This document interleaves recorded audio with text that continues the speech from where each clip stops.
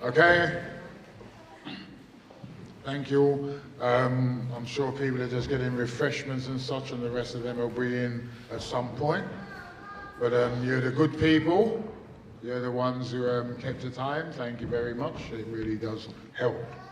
So now we're going to go into the final spoken talk session of today's events. Really pleased to have with us today Yvette Williams from Grenfell for Justice, and my old mucker Suresh Grover from the monitoring group. So now we're going to talk about, because we've spoken a bit about deaths in custody. We know they happen disproportionately, they happen all over the place. We know that we can't rely on the police and the criminal justice system per se to give us the justice that families like Shaney Lewis's and Sean Rigg deserve. We've seen that, we've heard that, we know this to be true.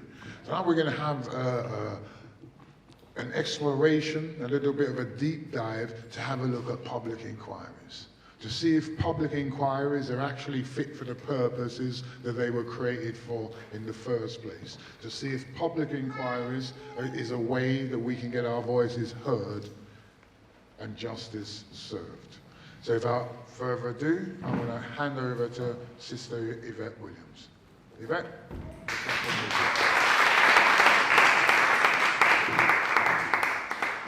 Thank you, Brother Stafford.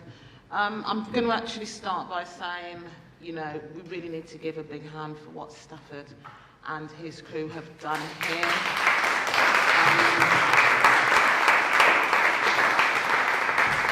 And be lucky that it's happened in London.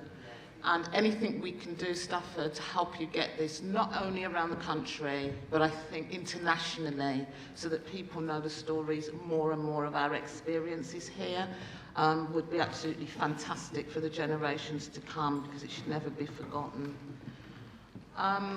So as Stafford has said, we're going to start to explore some of the stuff about inquiries. I know it's late, and that's why I wore a bright dress. So if you do fall asleep, you can wake up, nudge the person next to you and say, what did the woman in the bright dress say?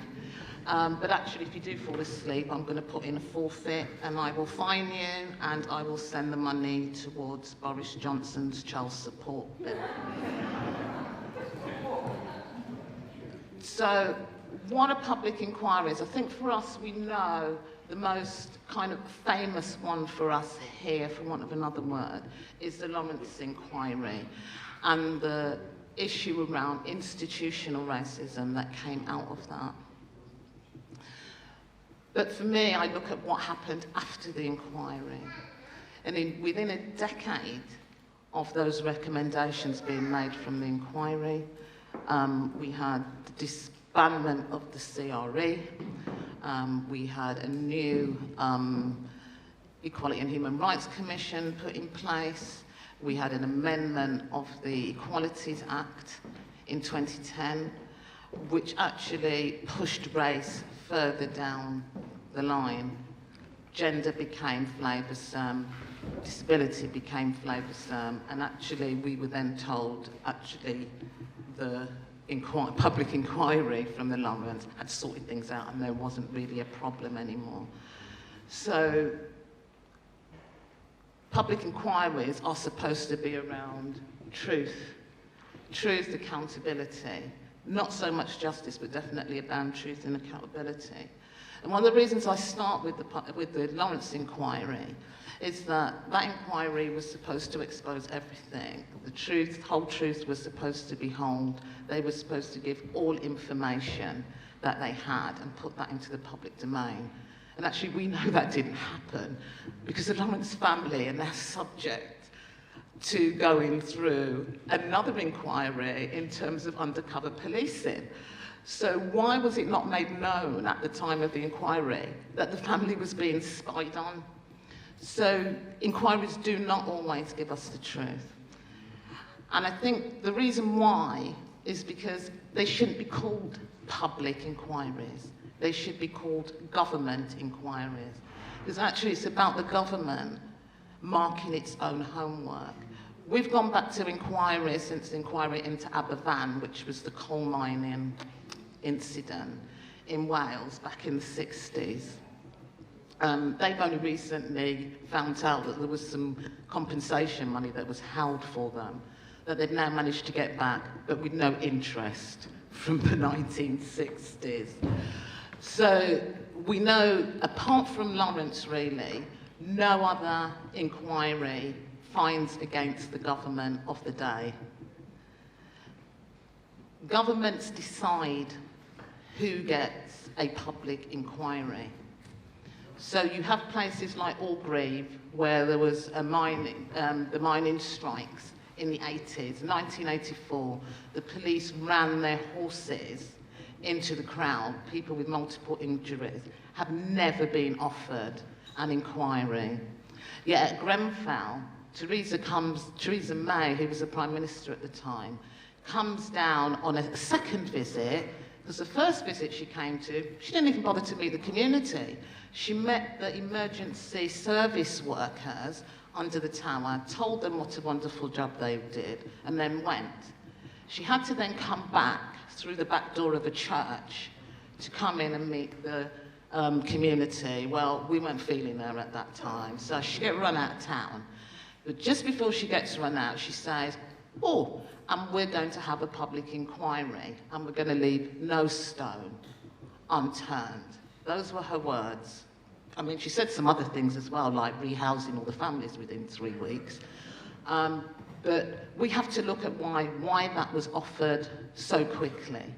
When I stood at the base of the tower on the night, and I got there about 1:30 because I was called by a friend of mine who had been evacuated. And when I saw that tower burning, it told me everything that was wrong with the society that we lived in. And that's one of the reasons me and another local community activist, Ishmael Blake Grove, set up the campaign, because we knew exactly the steps that the government was going to make.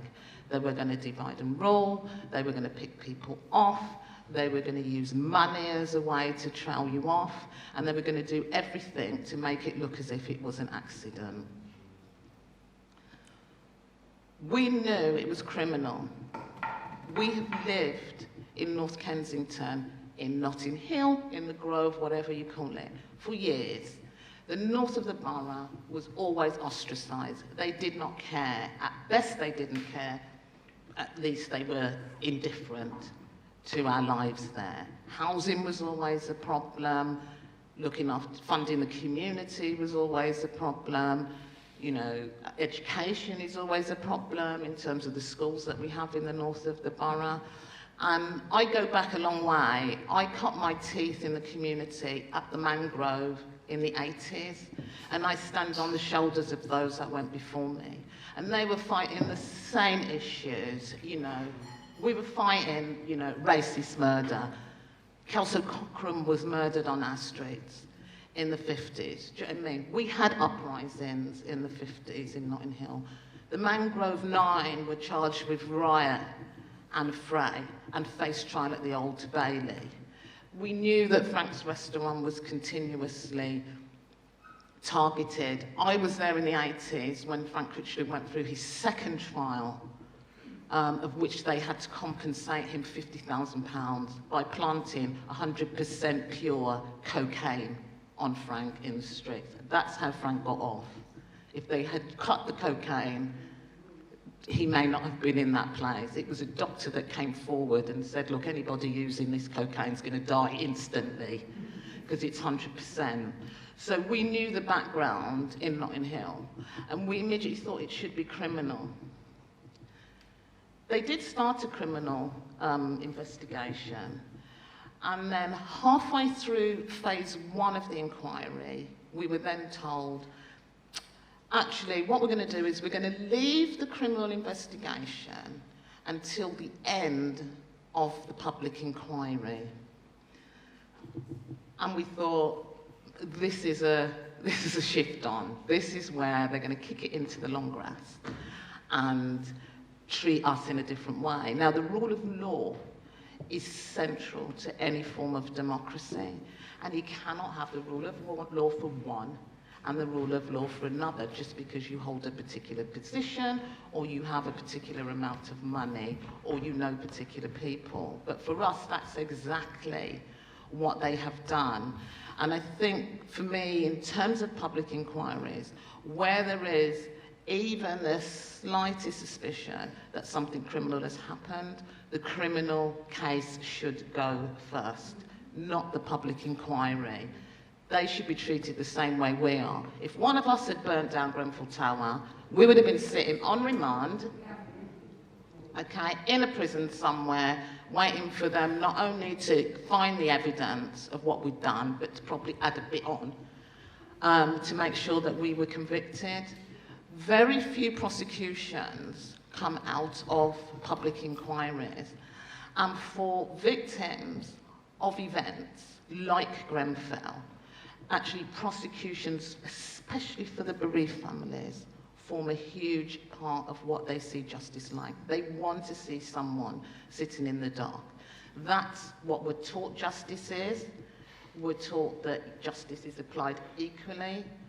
And for them, losing their loved ones, seeing someone go to prison, not a fine, going to prison, serving a sentence in the same way that we would if we had done it, is vital to them. And I'm not sure that inquiries deliver that.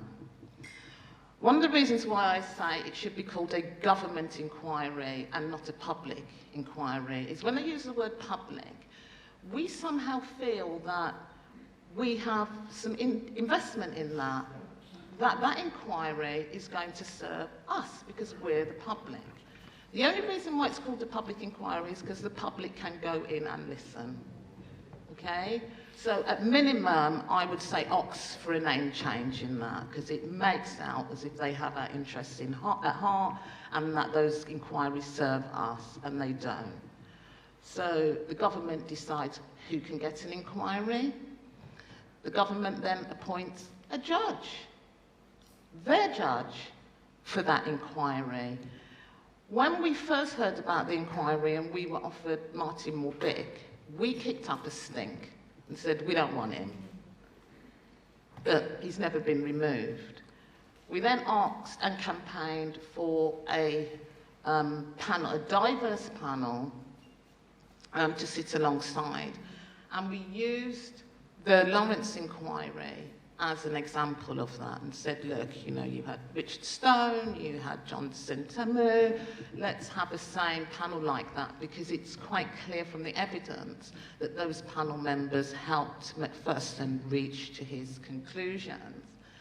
And at first they made out that they didn't understand what we were saying. They thought we wanted a survivor or bereaved family member to sit on that panel. No, not that. That's not what we're asking for. And then they almost made an underlying assumption that it had to be a person of colour on the panel. We said no, actually, Dr. Richard Stone sat on the Lawrence inquiry. He was a Jewish GP in our area. We used to call him from the mangrove because we needed him to go down and document the injuries and bruises of our young people when they'd been arrested or fitted up on the streets and taken to the station. So we were happy with Richard Stone on the Lawrence inquiry because he knew our community. He was familiar with the things that our communities went through. So they used that as an excuse. Finally, they found one person to sit on and said, oh, she could come on at the beginning of phase 2. Then they found another one who we then found out had a good interest and good contact with one of the very firms that was up for burning, helping to burn Grenfell down by supplying flammable products. And now they've found another male who's just come on relatively near the end, who we don't really know his politics or not. So it's like, not only have they appointed the judge, they have then appointed 2 panel members eventually, who actually our community have no familiarity with. And we're like, if it's a public inquiry, wouldn't the easiest thing be to ask the public if they have any nominations to sit on that panel, because we know who acts in our interest. They refused to do that. In fact, not only did they refuse, they made out that we were agitators and left-wing extremists for raising that point. The main thing where they use the word public is that it's public money. And public inquiries cost a lot of money, a lot more than a criminal trial would. It's our money, piles of our money that is spent on a government inquiry. The key thing for us is that the government has no legal requirement to take on board any recommendations or findings from a public inquiry. And we've seen that from phase 1 of the public inquiry, where it, asking for a fire safety bill to accept all of the recommendations from phase 1 of the inquiry was battered up and down from the House of Commons to the House of Lords. Every Tory MP voted against it, and so they're just sitting there. I was in a meeting with the Fire Commissioner yesterday, and out of the 40-odd recommendations that were made purely around the fire service in terms of them making us safe, they've only done 19 of them. So we have a government that puts in an inquiry that promises us that they will actually pick up urgent findings as they go along and make changes, and that sit down in their mother house of democracy and vote against them, while there are thousands of people living up and down the country paying for watching wakes because they can't sleep at night because they have the same products on that Grenfell does. We saw with the Hillsborough, the last Hillsborough verdict, where you had 2 police officers that were finally, some 30-odd years later, brought to court. And they walked away from court free. They had changed their statements.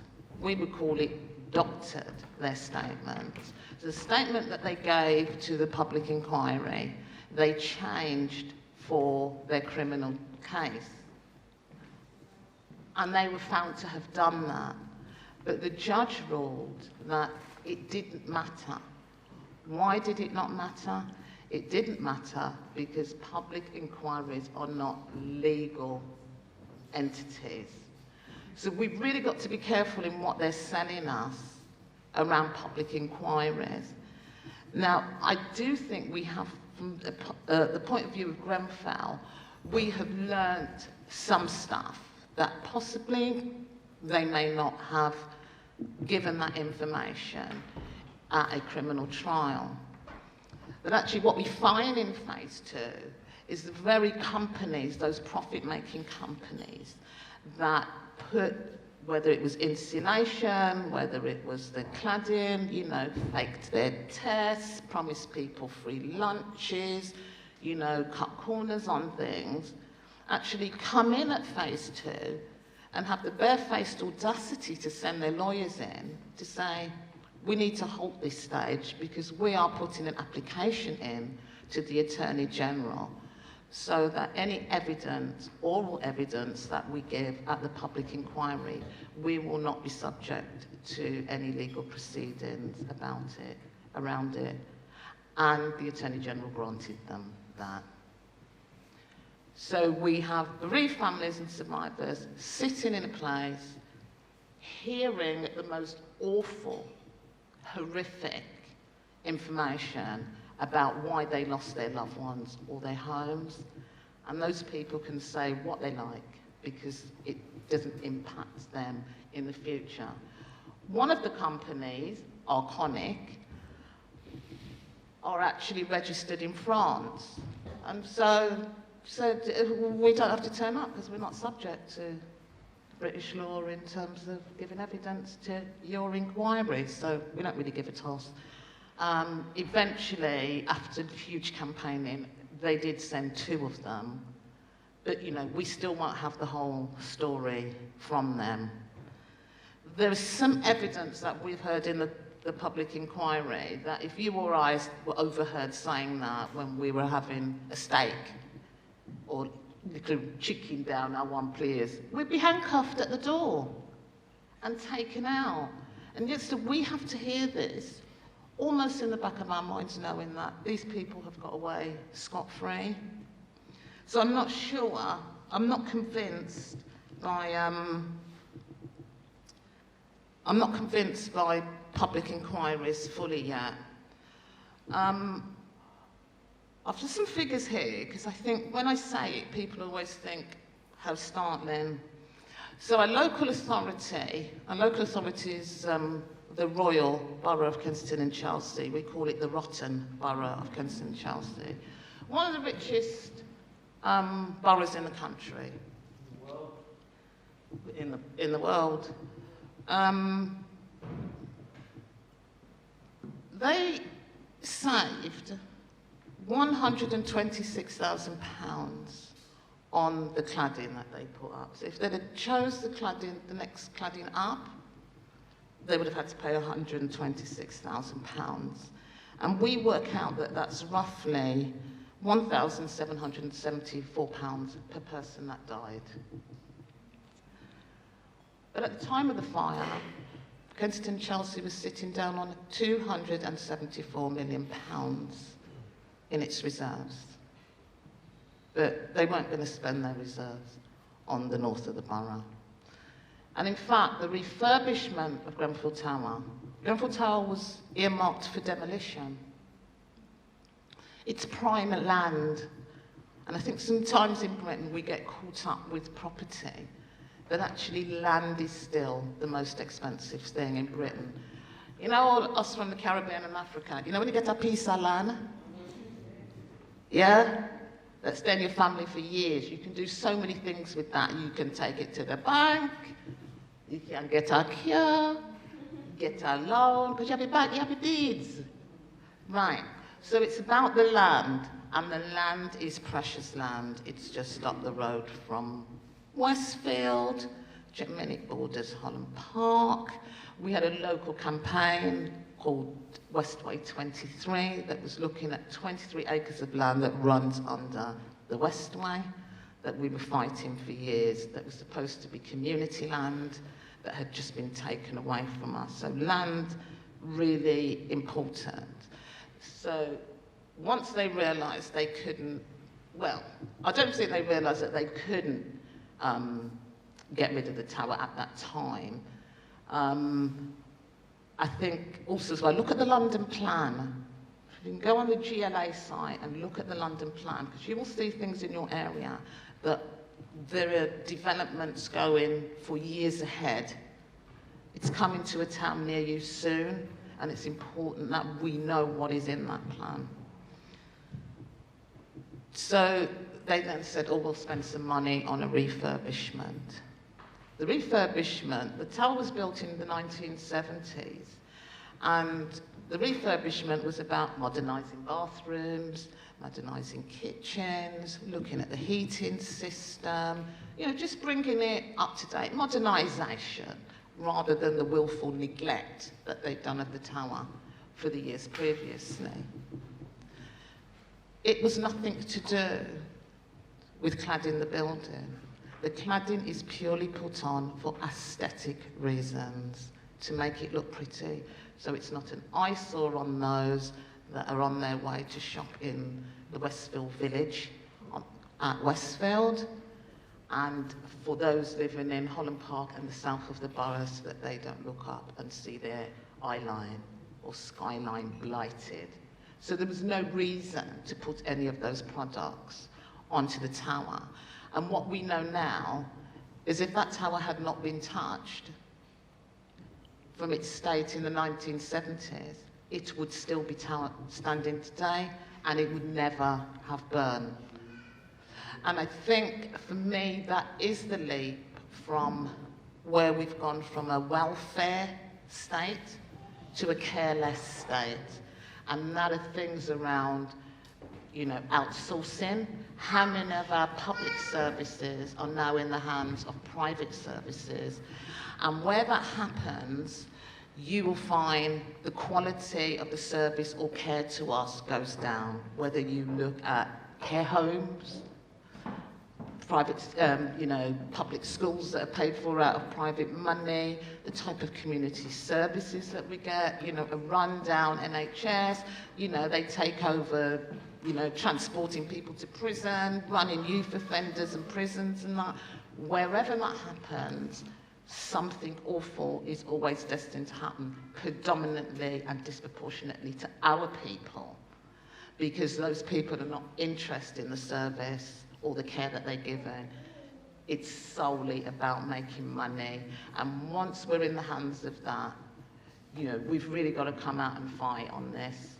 There are more of us than them, okay? And we should just never stay silent. So we've got outsourcing of our public services. We've got, you know, a huge deregulation, mainly started under Tony Blair, actually, and then brought forward again under David Cameron, who said, too much health and safety. Let's throw out all this. He called it a bundle of red tape. Let's throw it out. You know, it's getting ridiculous. It's blighting us. And let's kind of make this, you know, money orientated, basically. Just let them get on with their job and do what they like. And Grenfell is caught up in that deregulation. We're caught up in what is now social housing. So actually, a succession of housing acts made local authorities, housing associations that were previously charitable, property developers. So the properties they rent to you, where people were subjected to fair rent, or, you know, they had secured tenancies, so you had to keep their rent under a particular level, they're not making any money from you. So they will willfully run your houses down, not doing your repairs, leaving the damp to be there, making vermin move in. And at the end of the day, they will possibly say to you, look, we can't do anything with this property, so, you know, why don't you go have a look at a house in Stoke-on-Trent or Milton Keynes? There's few of your people up there, you'll get on. There's community, and they shift you out. You know, there is an ethnic cleansing going on to social housing, but predominantly it is about where those houses and properties are situated. I've gone back to my argument around land. They do not want you there. No one wants to live in the suburbs anymore if they've got money. They want an in-house pad, and they will do anything. I'm happy to take any questions, but I'm going to sum up with, where is the Justice for Grenfell campaign with this now? So we'd had enough, basically. We put out a petition on the anniversary this year, on the 14th of June. That petition's at 55,000 at the moment. I would ask everybody to try and sign it, because it is asking to make it a legal requirement for the government to take on any recommendations and findings from a public inquiry.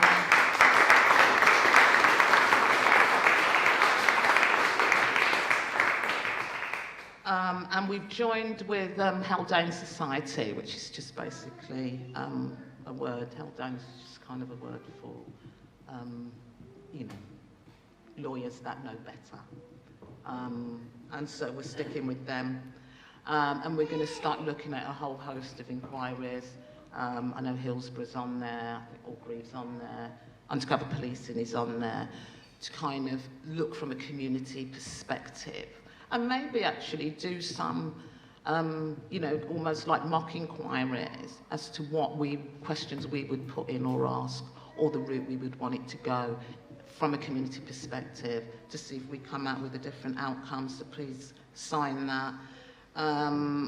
We're at Labour Party Fringe meeting on the 27th, more or less pushing for the same thing. So if any of you are there, please pop in. And that's it. Sign the petition. Thank you for listening.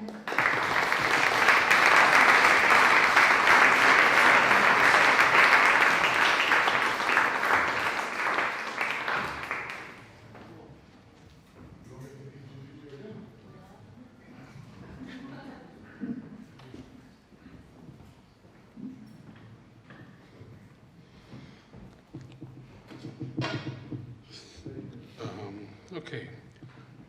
I mean, I want to echo what Yvette said about the exhibition. This is the second session I'm speaking at in this format.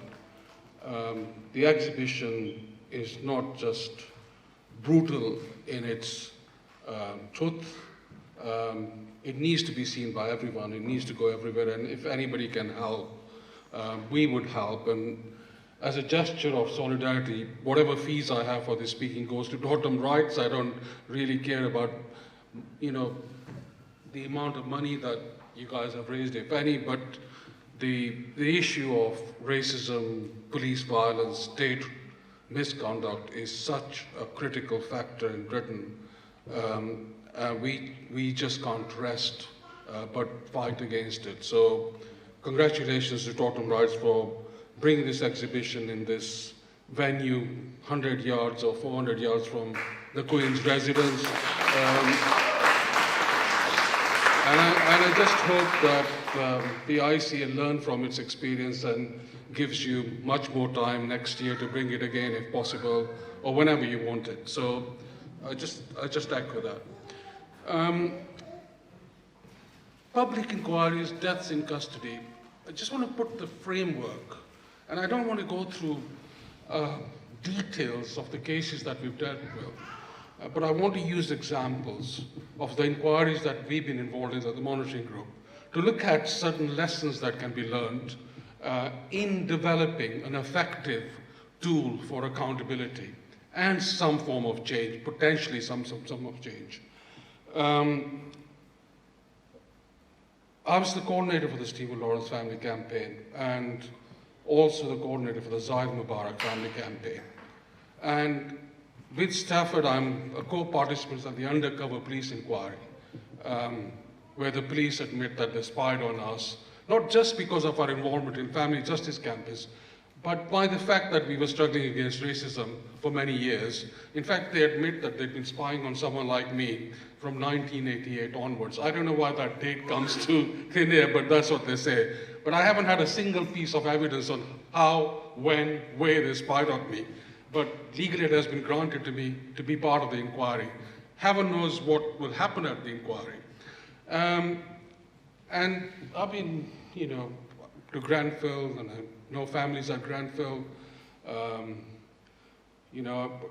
was there 4 days after the event, met Yvette and took some lawyers there, and I keep in contact with a number of families, 29 odd families who want some semblance of justice, but increasingly it's becoming difficult to get that. Now, a preamble, no public inquiry is ever public. No inquiry is ever independent. So Yvette is right. It's a government-led inquiry. What happens is when you say independent, it's very relative. It's one arm of the state, the lead legislative investigating apart from the executive or the politics. So we never have an independent public inquiry. Even the Lawrence inquiry wasn't an independent public inquiry. It's done by the judiciary, which is arm of the state. And we have to recognize that. So all inquiries are government inquiries. But what did happen, because of the Lawrence case and the Lawrence inquiry recommendations, the legislation was changed in 2005 by the Labour government because they didn't want, as they said, the same circus developing on other issues. That's what actually we were told by the Minister of Prisons, Paul Boateng, when I visited him on the Zahid Mubarak case. So the Lawrence inquiry is important, and we need to understand its lessons. But I don't want to just talk about the Lawrence inquiry. I want to talk about the Zahid Mubarak inquiry and other inquiries that we've been dealing with. So let's just look and put the state racism in the context.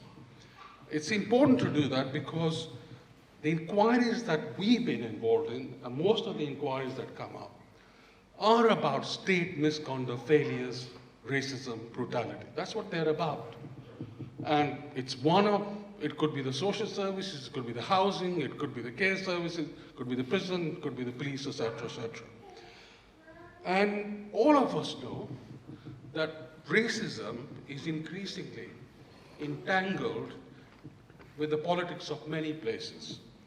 You know, we commentators and journalists and opinion formers used to tell us 5 years ago that we're living in a post-racial period because of the election of Barack Obama and the election of the mayor of London, who happened to be the first Asian, mayor of London, etc. But what we've seen is Brexit, which was the epitome of the most anti-immigrant campaign in this country, the rise of fascist, neo-racist political parties governing in many parts of Europe, and even during pandemic, in the most multicultural capital of Europe, London, where we have housed an Asian mayor of London who has a track record of dealing with human rights issues. In fact, he dealt with many of our cases that we dealt with, Sadiqa, and an enlightened so-called commissioner, a gross increase of evidence of police brutality and violence and stop and searches against black working class people during the pandemic, when crime rates have gone down. That's where we are. That's the context of how we need to look at public inquiries. Because they are the last resort. They're not the first resort. They are the last resort of any semblance of justice. After that, we have nothing, apart from changing the system if we can. Before that, we've gone through many stages, incredible titanic efforts by families and communities to come to that place. Grenfell is different. Because of the culture of accountability and the pressure on the government, Theresa May agreed with the inquiry even before the demands were made. Because of the gross ferocity of the fire and the killing of 72 people in such tragic circumstances. But most other inquiries take years, if not decades, both to develop, initiate, and the hearing of evidence. Bloody Sunday, the killing of people in Ireland, Derry, took something like 15 years to hear evidence and come to conclusions. So they're the last resort. But they are an important tool for accountability.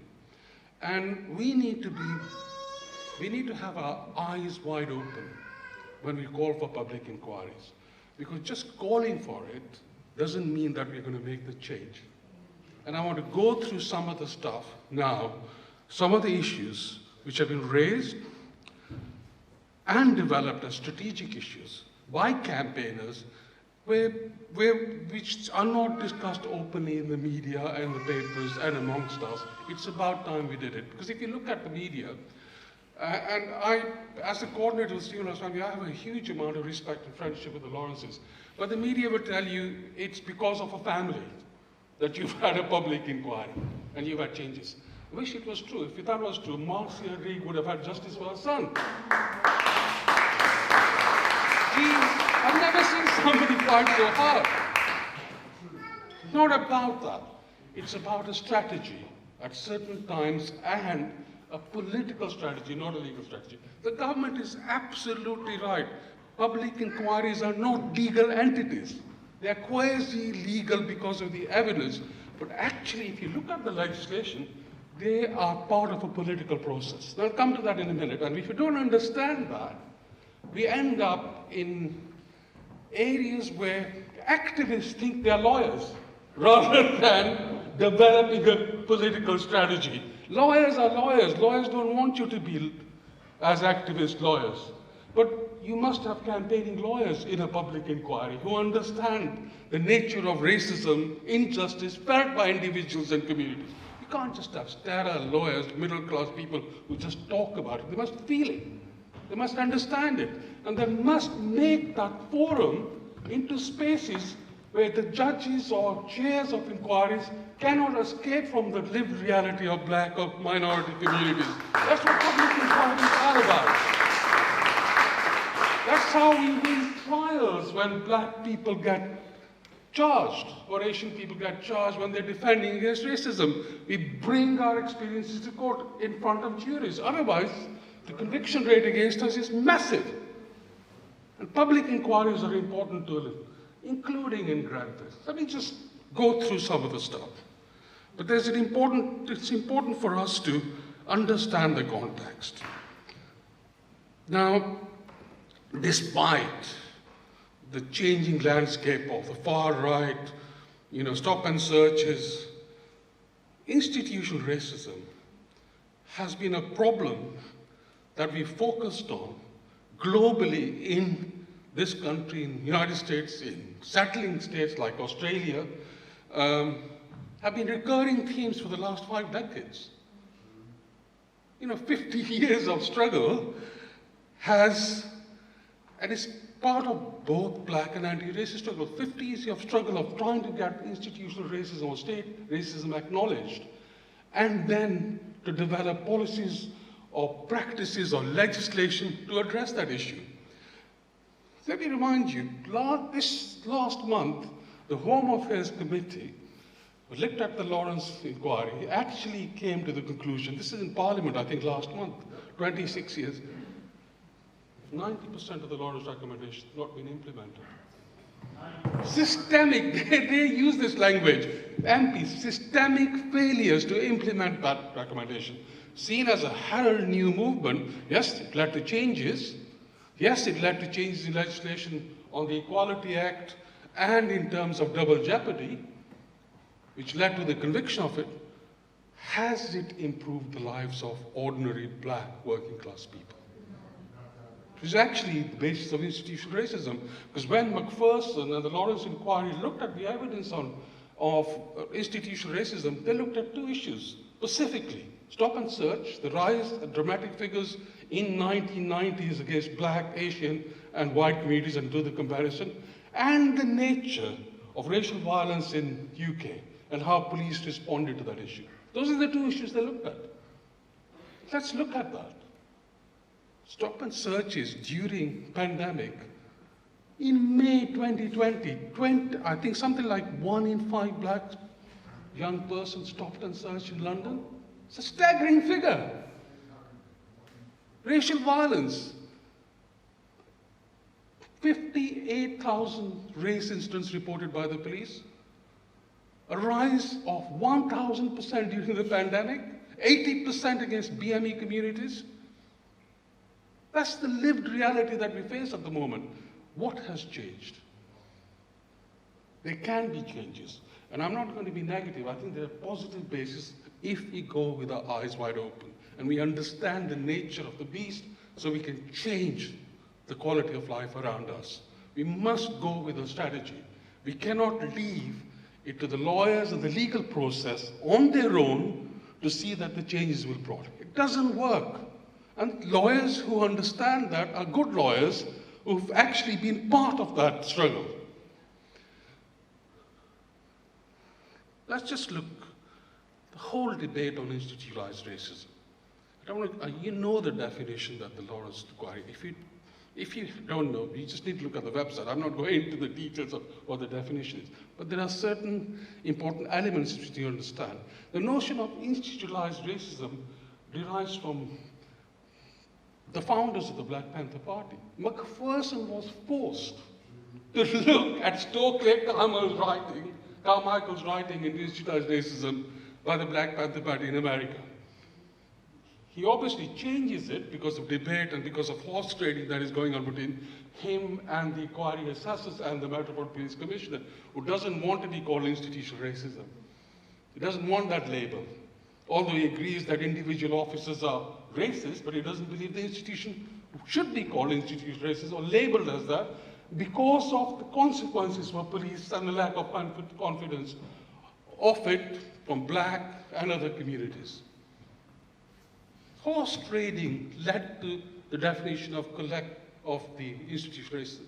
But it's a powerful acknowledgement Because that debate in this country started 20, 30 years ago.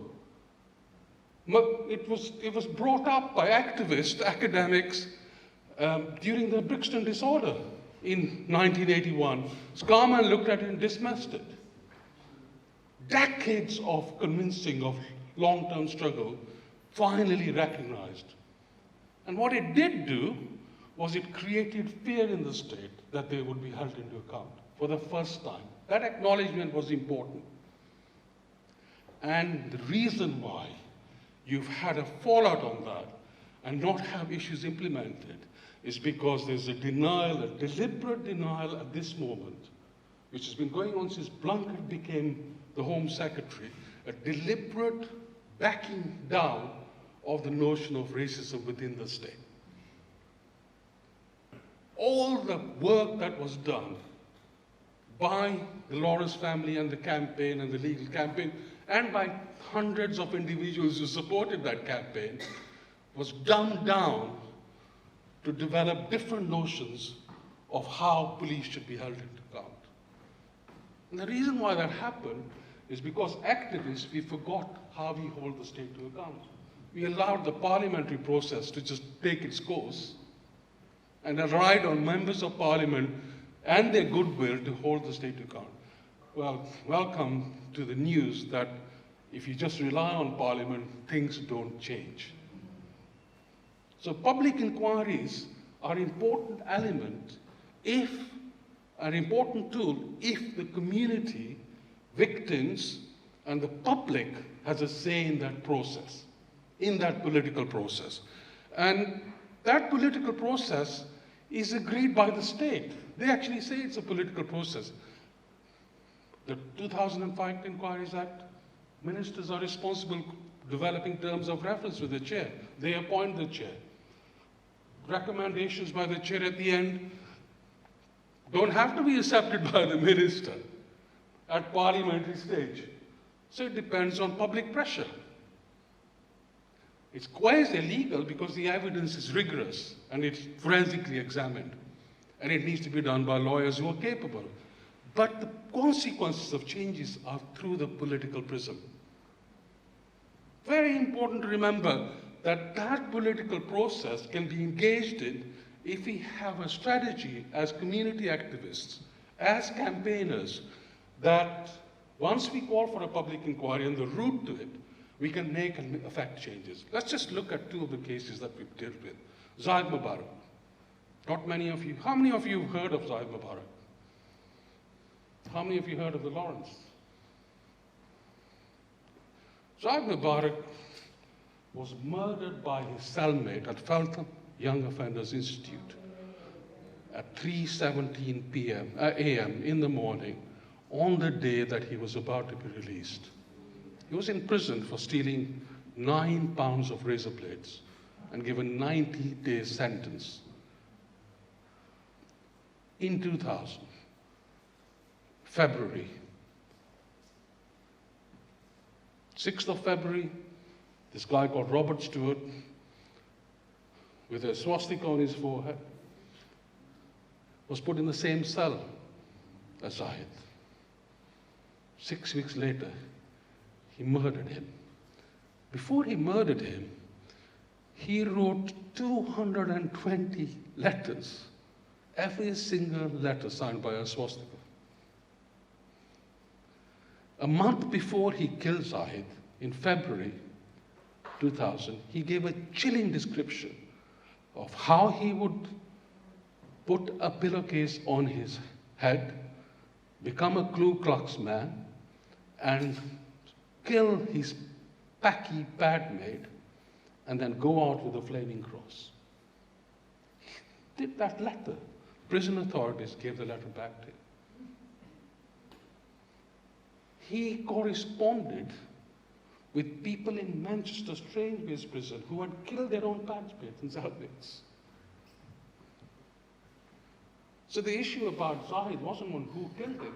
How was it possible for such a secure unit like a prison service where everybody is watched, that murder was allowed to happen? In fact, when he killed Zahid, He rang the bell. The security took 7 minutes to open the cell. And he had 4 minutes to just use the wooden table leg, which he'd cut off days before, and smashed it on Zahid's head about 17 times. And he said, there's been an accident. And he's put in a different cell. He's able to wash himself.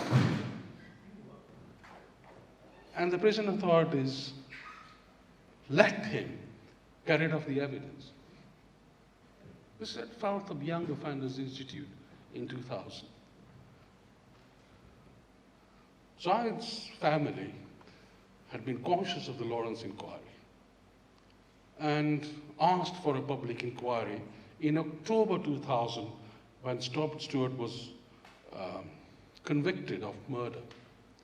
In fact, his defense, I remember going to the trial at Kingston Crown Court, argued that he was so racist that it should be diminished responsibility. His racism was so violent that he didn't know what he was doing. We refused to accept it. We argued with the CPS they should never accept it. But they were on the verge of accepting it. Jury found him guilty. We asked the Home Secretary for an inquiry, Blunkett. He refused it. We went for a judicial review. We won the judicial review. The Home Secretary appealed against that. And 4 years later, in 2004, we finally won at the Court of Appeal. The important thing is this. It's different from the Lawrence inquiry because here is a person killed in prison.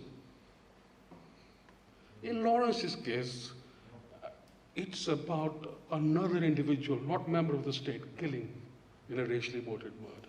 The state holding its account is very different to holding other people to account. I'm not saying the murder is less or the impact on the family, on the community is less. But you have to understand the basis of what that inquiry is.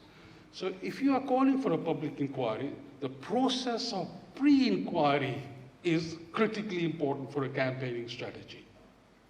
In the Lawrence case, before we had the inquiry, the family argued for the people to be charged. I don't know whether you remember, Stephen was only 19, same age as Syed Mubarak when he was murdered by 5 white youths whilst being with his friend Dwayne Brooks on 22nd of April 1993 in Eltham at a bus stop. They meant to kill him. They said, what N-word, stabbed him. He ran. And he fell on the ground. Dwayne Brooks called the police. When the police came, Dwayne said the suspects had run this way. What did the police do? Go exactly the opposite way. They didn't even tell the family that Stephen had been murdered. And when they went to the scene, there's no forensic, no closure of the scene. In fact, in Stephen's case, the killing took place, it was the 4th murder in that area in Welling, racist murder. Before that, Gurdeep Bangal had been killed. Stephen's friend Roland Adams had been killed. Rohit Dougal had been murdered. The BNP had its headquarters in Welling. They had demonstration after demonstration. There were massive marches. The level of race attacks went up by 1,500%, according to the race unit in the police race unit within Greenwich. The Commissioner of Race Equality, Herman Housley, actually wrote to the superintendent in Eltham and said, listen, we are watching you. This is a racist murder. The police admitted it was racist murder. We are watching you. You need to do this properly. Greenwich is known as the racist murder of capital. The police had all the warnings they needed. What changed? What changed for them was campaigners who brought Nelson Mandela to their house. And Mr. Mandela, a world statesman, in May 1993, visited Doreen and Neville as working class people in a small 3-bedroom house in Welling came out and said black lives are as cheap in this country as in South Africa. This is Nelson Mandela saying, who'd gone through 26 years of prison in apartheid South Africa about Britain. Everybody knew it was racism. What do the police do? They arrest people as soon as Mr. Mandela makes that statement. And as Mandela leaves for South Africa after the weekend, they're released. In October 1993, the Crown Prosecution Service decides there's no tangible evidence to convict them. The family went through its own private prosecution. It's the first time a black family went to prosecute people who were responsible for the child's murder. We lost. In one day we lost at the Crown Court because the judge at Old Bailey said our evidence of eyewitness account of Dwayne Brooks was contaminated. It's just the inquest, which is a process that, I'm sure Deborah and people have spoken, I certainly need to talk about it, but went through the inquest. The inquest decided, well, it didn't even have to decide it was unlawful killing, but I put a rider on it that is a racially motivated murder, which allowed us to go to Jack Straw, the opposition Home Secretary, the shadow Home Secretary, saying, will you give us a public inquiry? I don't know whether Jack Straw understood what we were talking, but he said, yes, if you ever come to power, we'll get the public inquiry. And in 97, when Blair won the election, we were outside Blackburn. I was outside his house in Blackburn saying, are you giving us a public inquiry? And he gave it to us. I don't think anybody understood what would happen at the public inquiry.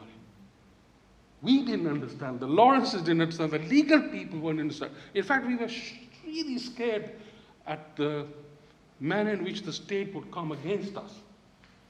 The monitoring group is known as anti-police, or it had a reputation by police officers claiming it was anti-police. Imran Khan was a member of the monitoring group, a secretary of the monitoring group, their lawyer. They thought we had an axe to grind. In fact, as soon as Imran got involved, the police wrote to him. He wrote 3 letters asking one day after the other. You know what the police called it? Sniper fire. He said, why is this lawyer throwing sniper fire at us? This is the word of a superintendent. You know what sniper fire is? It's meant to harm, assassinate people. That's actually what they thought the lawyer was doing. Public inquiry, the pre-inquest, pre-public inquiry is the period to mobilize. It is the period when you begin to develop a strategy to show the public, not the state, the public, the grievous injustice that exists, the exposure of that injustice. And nothing but a public inquiry will remedy that problem. So the process is, it doesn't matter whether the government calls us, we don't have the independence of any other thing. So you have to be ready. You have to be ready to mobilize. And at the inquiry, you have to be clear what the terms of reference are. The terms of reference are critical because it allows 3 things to happen. Firstly, the examination of the facts that you want that examined. Secondly, this is the important principle that has been developed in public inquiries by anti-racists. Racism is not the exception. It is the rule. That's what it is. The state will tell you that this is an individual thing that happens. The state will even put their arm up like they did in Israel and say, we're incompetent, but we're not racist. That's what they did. They said we're incompetent. We didn't have the police leadership, but don't call us racist. That's what the state did in the Lawrence inquiry. Yvette was part of the Crown Prosecution Service when I met her, somebody who wanted to deal with the CPS at the Lawrence inquiry. The struggle within that inquiry is important. If you do not involve the public and just leave it to the lawyers, and I have a lot of respect for lawyers, I work with them all the time, you will not get the exposure that you need. Because lawyers are officers of the court who are restricted in what they can say. Barristers are allowed to make comments in cases that they deal with. solicitors are careful to attack governments. So who's it left to? Families? Of course, the families are constrained in how they say fearless, audacious, but they are careful. And you talk about families having integrity and dignity and stuff. They've lost someone, murdered someone. They're angry. They should be allowed to express their anger. I'm not saying they go wild, but anger is important. And that has to be shown at the inquiry. How do you do it? In the Lawrence inquiry, we did two things. We set up a public inquiry, so Lawrence is, you cannot have a public inquiry in a court of law, like the Royal Courts of Justice. It's not friendly to the public. It's imperial in its structure. It is alienating to ordinary people. No working class people are going to feel comfortable because of the manner in which it is organized, the court system. Public inquiries have to be at venues where large people can come. So we had a public gallery committee. The public gallery would make comments every day after revelations at the inquiry. In other words, the synthesis process where you have linkage between the legal team and the campaigning team, but they're autonomous, but fighting for the same corner. There has to be that synergy, so you don't spoil the legal basis of it, but you have to be independent to develop a much larger picture, because we know from our experience, born in this country or through colonial, that you can only get the possible if you demand the impossible. You can't get it in any other way. As soon as you say to the state, there should be more police officers dealing with racial violence, you know you're going to get more police officers dealing with violence when it comes to violence by black or brown people, but not when it's against us. So you have to make sure that the demands you develop are worked out to look at where you want to end up.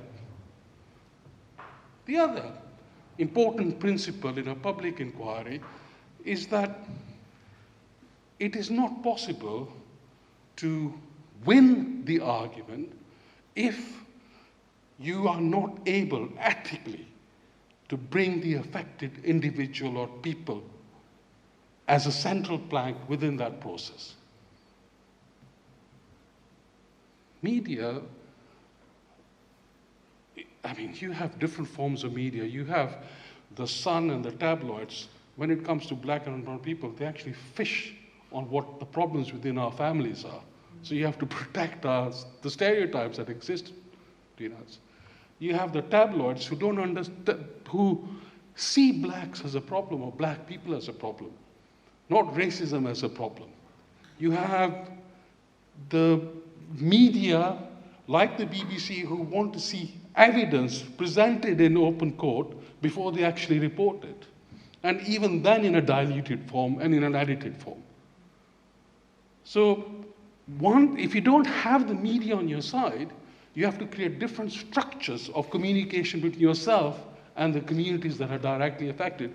But what the media won't do, they'll be able to attack the activists like Stafford and myself or Yvette in Grenfell.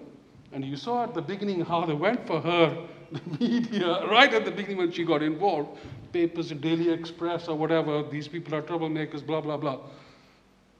But for some reason, they don't go for family members unless they find something specific, historical, which they can get and expose. The ethical issue of family involvement as central is very key to developing a strategy. That public inquiry, so the stage of hearing that evidence becomes critical. And most public inquiries of the last period have developed part 1, part 2, part 3. But it cannot be just information on the specific case. As I said, racism is not an exception, it's a rule. So you have to show that the specific problem of racism is an experience of a larger number of people. And you have to show that outside and within the inquiry.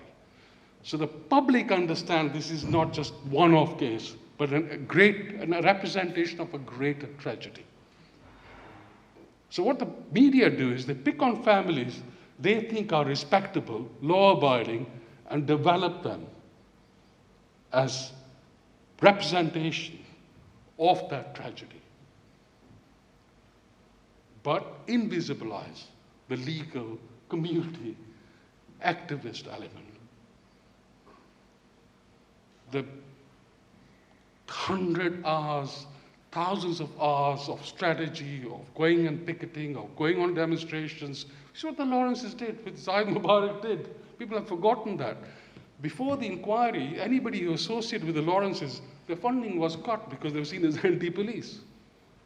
It's only after the inquiry and the issue of institutional racism, which became critical, that people began to change or began to acknowledge it. So the process of a public inquiry is not, it does not stand on its own. It's not a legal mechanism. It's a political mechanism with quasi-legal setting. And the undercover inquiry, when we talk about public, some inquiries are totally secretive, but only its results are published. In the undercover inquiry, the chair, who is totally pro-undercover officers, have put restrictions orders on officers in terms of their identity.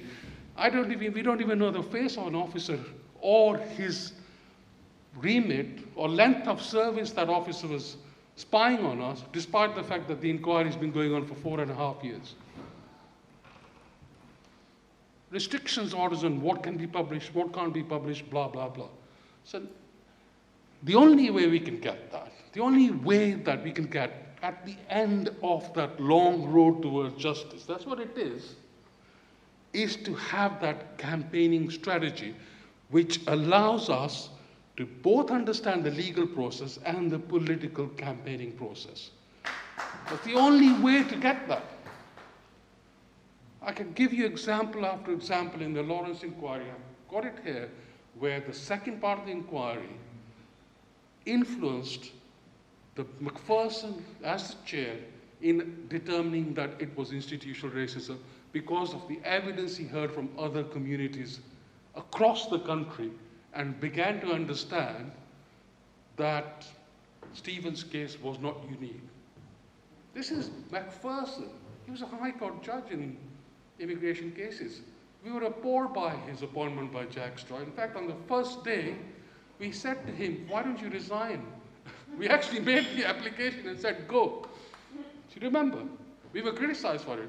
But that was the strategy we had to adopt to say that this is our strategy. We won't take anything less but an understanding of our experience. Grenfell offers us that opportunity. But Grenfell is traumatic. 72 families suffering in the most appalling circumstances, caught off guard by Theresa May calling for a public inquiry, so they didn't even have time to think about its ramifications. And then when the government realized, they start pumping money at different places, thousands of money, and then some people take advantage, they criminalize them. Families in Grenfell can change that course of action if they were united. It's impossible, given their trauma, just like the trauma of the Lawrence family, to shape the outcome properly. The only way it can change is by public involvement. And as activists, when we talk about public involvement, I'm talking about an image of black, brown, migrant, working class communities building together to hold the state to account, where the public inquiry only becomes a tool in that process. It's not the end. I'll just stop there, Stafford, because I think I've taken enough time.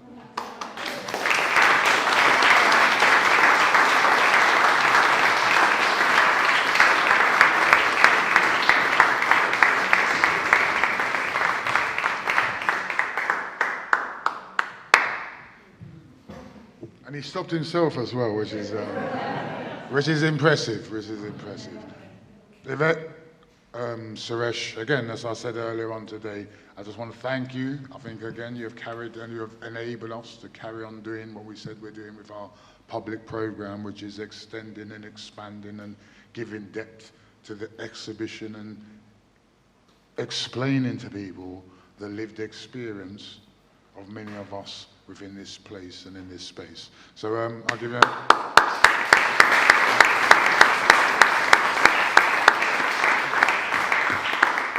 the time is on the move, so we have to keep things moving swiftly and quickly. We're going to have a questions and answer session, and I do ask that people try to ask questions as opposed to making speeches. We'll have a bit of comment, but I think we've had some really expertise comments in this space and place already. So if we can have questions, I'll be grateful. Thank you. Good evening, guys. Thank you for your presentation and your commitment to truth and justice. My question is, how do you go about engaging people in a system that uses language to distract? I heard you talk about the long grass, where we all know a public inquiry is basically waiting for a bus on Christmas Day. It will eventually come, but a few days after.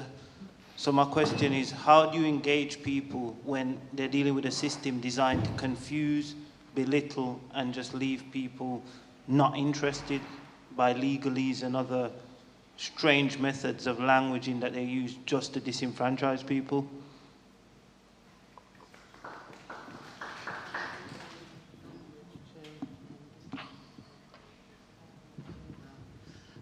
I can't see you speaking.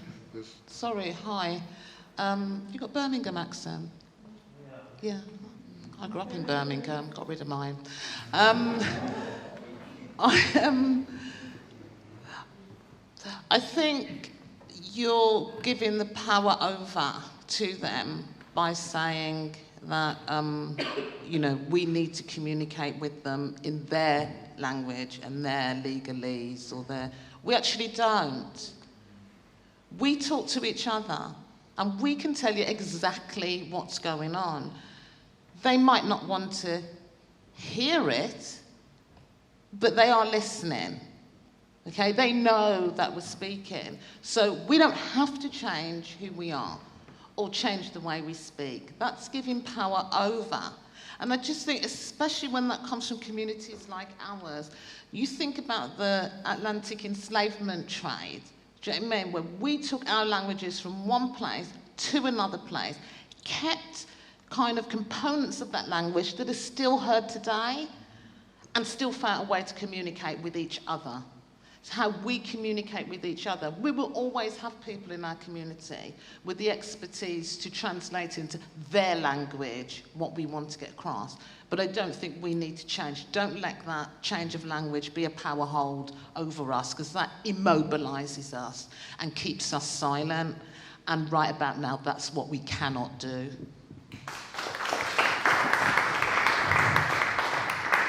Yeah, I mean, you know, for us, language is absolutely critical.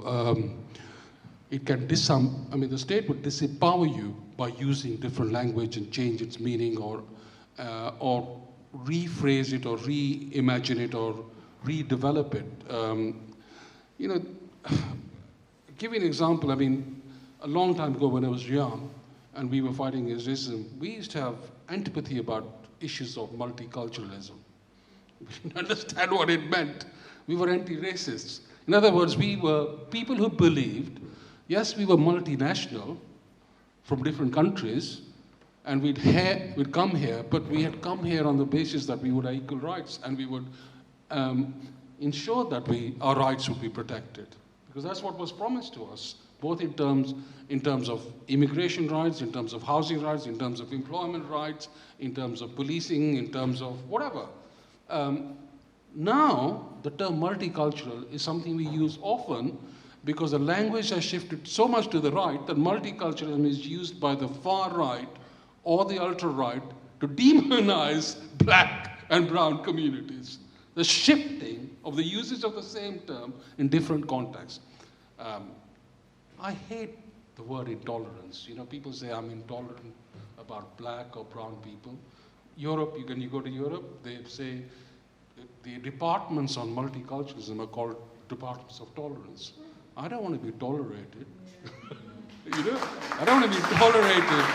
But in Europe, the notion of tolerance is totally different. It should be, as I said, to do with empowerment, and to do with rights, to do with equality, and to do with justice. But I think there is a massive narrative by the government, many people in its cabinet at the moment, which is about cancel culture. Trump exposes it. You know, the word N-word is coming back in ferocity in schools. The number of young kids who are called the N-word, and if you say that you can't call the N-word, you're seen as developing or espousing political correctness. And actually, the whole Lawrence case was about the dehumanization of being called the N-word. Because that's what Stephen was killed before he was stabbed. It is the most derogatory word that anybody can use in the history of racism. It reduces black men into inhuman beings. And we should propagate that it can never be used unless it's used in a Pacific context by black people. Not even there. You know, there's a big debate about that, but we need language is critical, it can be empowering. But the state has a way of using it, creating a package for its own basis. And sometimes I wonder what, you know, there's a confusion about us fighting for justice. In the Lawrence case, I don't know whether you remember, the Daily Mail printed the faces of the 5 murderers and called them murderers. We had nothing to do with that. It's important for them to do it, but they wanted law and order. We wanted for law and order because we know what the consequences of increased law and order are. More black, brown people actually suffer at the hand of it. We were fighting for justice. Not revenge, but actually justice. So I think language is very critical in anti-racist or black or brown struggle. You know, anyway, that's all. I was just going to add to that about, oh. All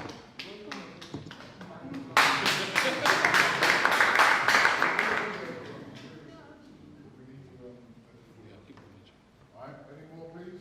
Sorry, but we're running behind time here. Any more, please? If there's no more, then I'll let the floor to you. Take the mic. Yeah, just really quickly, Suresh, you particularly obviously focused on, you know, the sort of critical moment of institutional racism being acknowledged as a result of Macpherson. And obviously we know that it's been an erosion of that acknowledgement ever since. With this government now, it's kind of high probably, but as you said, started with Blunkett. So how, you know, as in sort of activism, what can activism do to try and make it understood that, you know, that is a lived experience that needs to inform policy? How do we get institutional racism and its existence to be believed in, you know, circles where there's power? You can answer that as well. I'll start by answering. Yeah, I mean, you've seen it from the Tony Sewell chairmanship of the Race Disparity Report. That report simply invisibilizes and denies the existence of institutional racism.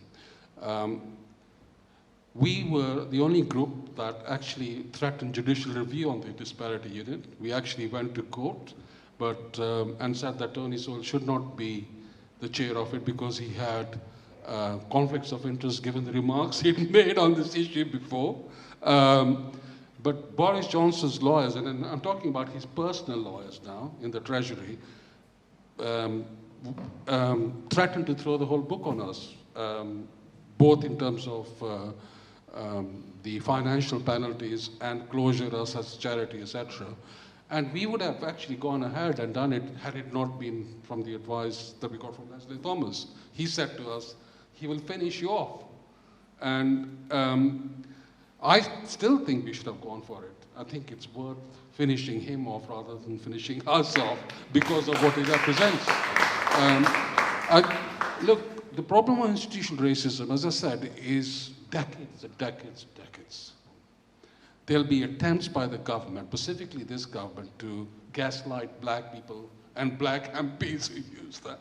And they've done it often, including by brown MPs like Preeti Patel, who will only use the issue of racism when it's convenient, not to change things, but to actually devalue and demote the whole notion of racism. And we've seen that. It's not just institutional racism. Institutional racism is a critical factor because state racism and institutional racism is the foundation basis of popular racism and individual racism. If there was not state racism, you wouldn't have popular racism. You would have penalties against people like Jeremy Clarkson who use the N-word and all sorts of stuff, or MPs using different terms, or personal prejudice that people have because they don't know why they're saying it and how it is saying. Notion of Muslims, how before 2001, I mean, Muslims were seen not in that way as terrorists. They were seen, in fact, as law-abiding, keeping themselves to self, and studious. It's only after 2000 where deliberate policy of creating suspect communities. So it's a form of institutionalism. It's always going to be there. And I think the challenge for us is to keep it at the center of our struggle and not be diverted into individualized, personalized definitions of racism, which is how this government has created. So racial violence has become hate crime. I don't know where that, of course we know where that term comes from. It comes from America and Canada because of the policy on hate crime. I don't know what hate means actually. I don't know subjectively what it means. I understand what racism is.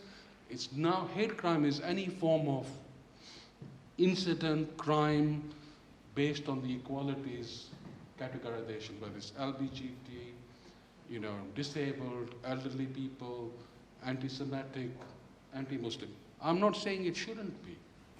I don't think any form of violence against any community or any sectors is justified. But to dilute racism in that form, despite the fact that it's 80% of hate crimes, with no resources to dilute it, and it's been diluted in the same simultaneous time as invisibilizing institutional racism. The government is willing to give you money for dealing with hate crimes because it personalizes, but not expose their own structural, systemic racism. So I think it's critical that we keep on campaigning, keep it at the center in every language that we have. So that's one of the reasons why I came here, was to talk about, say, racism. I wouldn't have turned up if Stafford had said, just talk about racial violence. Very important to do that.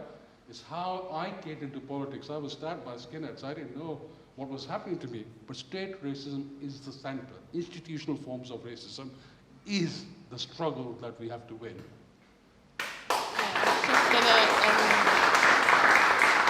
just going to end quickly and on a high and light note. So I think one of the things that we need to look at is who are in those spaces and seen as our representatives and leaders that speak to putting institutionalised racism on the agenda and keeping systemic racism on the agenda. And we need to be aware of who they are, and we need to make it clear to them that we either support them or not.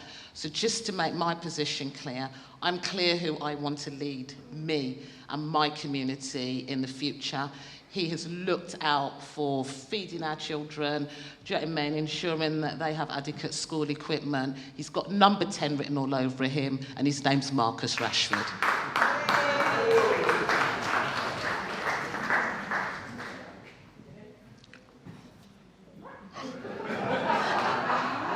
I think on that note, all right, we definitely need a break.